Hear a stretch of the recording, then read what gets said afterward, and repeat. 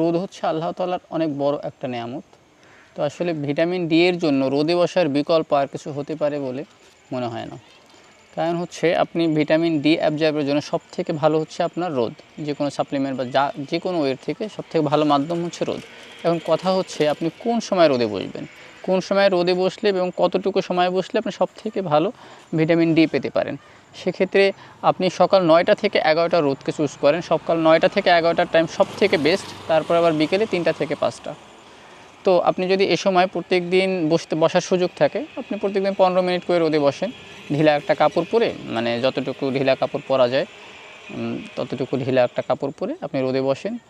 আর যদি সপ্তাহে আপনি প্রত্যেকদিন বসার সুযোগ না থাকে, সেক্ষেত্রে আপনি 4 থেকে 5 দিন বসলে তখন সময়টাকে আরেকটু বাড়িয়ে নেন, 20 থেকে 25 মিনিট মোটামুটি, মানে কমপক্ষে যেন সপ্তাহে 1 ঘন্টা আপনি মিনিমাম রোদে বসে থাকেন সর্বনিম্ন। এবং রোদে বসার ক্ষেত্রে অনেকের দেখা যায় স্কিন কালো হয়ে যাওয়ার বা মানে একটা প্রবলেম থাকে। সেক্ষেত্রে আপনি যদি নারকেল তেল মেখে নেন, ভালো একটা নারকেল তেল হতে হবে, সেটা মেখে যদি আপনি রোদে বসেন, আপনি এক তো আপনার মানে সূর্যের যে মানে কালো হয়ে যাওয়াটা সূর্যের আলোতে বা মানে সানবার্ন দূর করবে কোকোনাট অয়েল, এটা সানস্ক্রিন হিসেবে কাজ করবে বেসিক্যালি।